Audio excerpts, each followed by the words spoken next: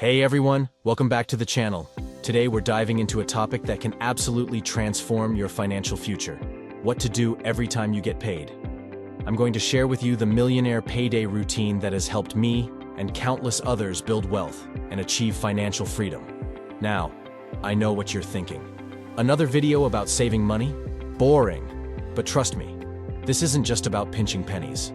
This is about creating a system that will help you build wealth consistently, without having to work any harder than you already do. Whether you're living paycheck to paycheck or already on your way to financial success, these strategies can help you take your finances to the next level. Do watch till the end if you want a system that will help you build wealth consistently. Before we dive in, I want to remind you to hit that like button and subscribe if you haven't already. It really helps my channel grow, and I appreciate your support. Without further ado, let's get started. Step 1. Know your numbers. The first and most crucial step in our millionaire payday routine is knowing your numbers. This might sound simple, but it's actually where most people go wrong. There's a cognitive bias called the ostrich effect, where people avoid information that might make them uncomfortable. This is why so many people avoid checking their bank accounts after a big night out or ignore their mounting debt. But here's the truth: you can't improve what you don't measure. So, let's start by calculating your financial baseline. This is the bare minimum you need to survive each month. Here's what you need to do. 1. Grab your bank statements from the last 3 to 6 months. 2. List out all your essential expenses: housing, groceries, transportation, insurance, and any other costs that make up your basic living expenses. 3. Add up these costs to get your monthly baseline. Now, here's where it gets interesting. In an ideal world, your financial baseline should be no more than 50% of your net income. But if you really want to accelerate your wealth-building journey, aim for 25–30%. I know that might sound impossible right now, especially with the rising cost of living. But stick with me. We'll talk about how to make this happen. Step 2. Separate wants from needs. Now that you know your baseline, it's time to separate your wants from your needs. This is crucial, because it's these wants that often drain our bank accounts without us even realizing it. Take out a piece of paper and draw 2 columns: needs and wants. Go through your bank statements again and categorize every expense. Be honest with yourself here. A need is something you truly can't live without. Everything else goes in the wants column. You might be surprised by how many things you've been considering as needs are actually wants. That daily coffee run? Want. The latest smartphone? Want. The gym membership you never use?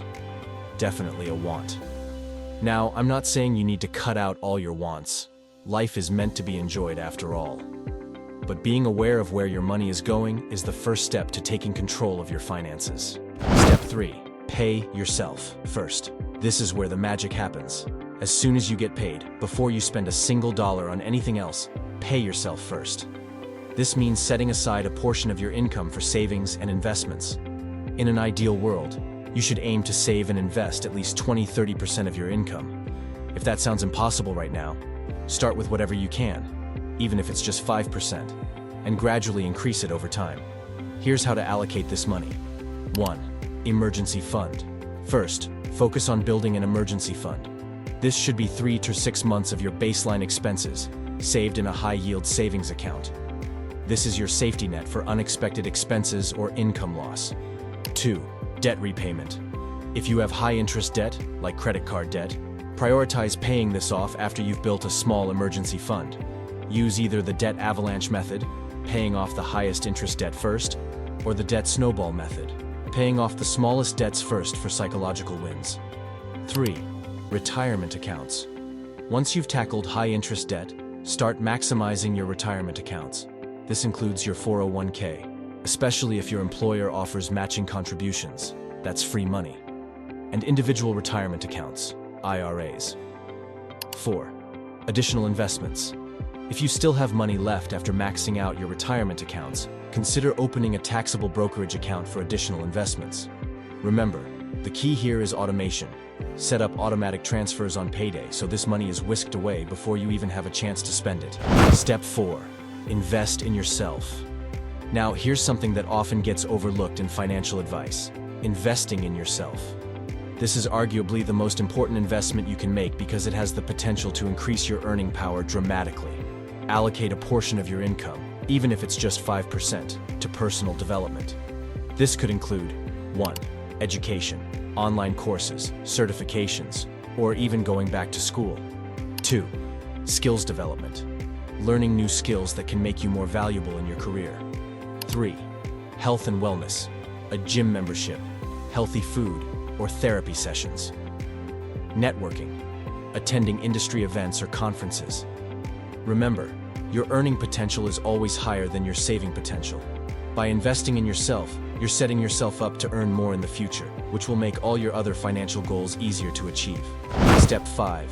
Create a spending plan for the rest. Now that you've taken care of the important stuff, saving, investing, and personal development, it's time to create a plan for the rest of your money. This is where a lot of people go wrong. They spend first and save what's left, which is usually nothing. We're doing the opposite. Take what's left after your savings and personal development allocations and divide it between your needs and wants. Remember that 50-30-20 rule we talked about earlier? Here's how it breaks down.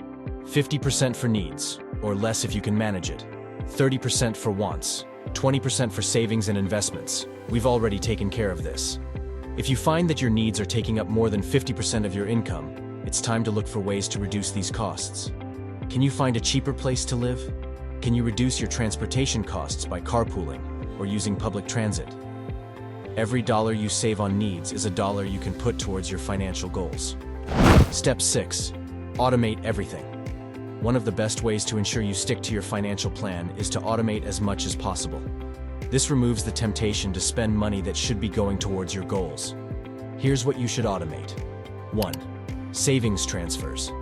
Set up automatic transfers to your savings accounts on Payday. 2. Bill payments. Put all your regular bills on autopay to avoid late fees. 3. Investments. Use apps or services that automatically invest a set amount for you each month. By automating these processes, you're putting your financial growth on autopilot. You'll be amazed at how quickly your wealth grows when you're consistently saving and investing without even thinking about it. Step 7. Review and adjust regularly. Your financial situation isn't static, and neither should your financial plan be. Set aside time each month to review your finances. Are you sticking to your plan? Are there areas where you can cut back? Are there new financial goals you want to work towards? Also, as your income grows, which it will if you're investing in yourself, don't fall into the trap of lifestyle inflation. Instead, increase your savings and investment contributions. This is how you accelerate your wealth-building journey. Step 8. Consider additional wealth-building strategies. Once you've mastered the basics, you might want to consider some additional strategies to build wealth. 1. Side hustles. Consider starting a side business or freelancing to increase your income. 2. Real estate. Investing in property can be a great way to build long-term wealth. 3. Passive income streams. Look for ways to create passive income, such as through dividends, rental properties, or online businesses. Remember, the goal isn't just to save money, it's to build wealth. And wealth is built by acquiring assets that appreciate in value or generate income. Before we wrap up, I want to talk about one of the most powerful forces in finance: compound interest. Einstein allegedly called it the eighth wonder of the world, and for good reason. Here's a simple example. If you invest $500 a month starting at age 25, assuming an average annual return of 7%, by the time you're 65, you'll have over 1.2 million. But if you wait until you're 35 to start, you'll only have about $566,000. That's the power of compound interest, and why it's so important to start early. So there you have it, the Millionaire Payday routine. Remember, building wealth is not about getting rich quick. It's about making smart, consistent decisions with your money over time. It's about developing habits that set you up for long-term financial success. I know this might seem overwhelming at first, but remember, you don't have to do everything at once. Start with 1 or 2 steps and build from there. The most important thing is to get started. Before you go, I want to hear from you. What's one step from this routine that you're going to implement today? Comment below. You may also wish to check out my other video on the Chinese secret to saving money for wealth accumulation in the link above and in the description down below. If you enjoyed this video, do like and share this video so that more people will learn about this amazing payday routine. Check out this playlist of my top 10 videos for creating wealth, and I'll see you in the next video. Take care.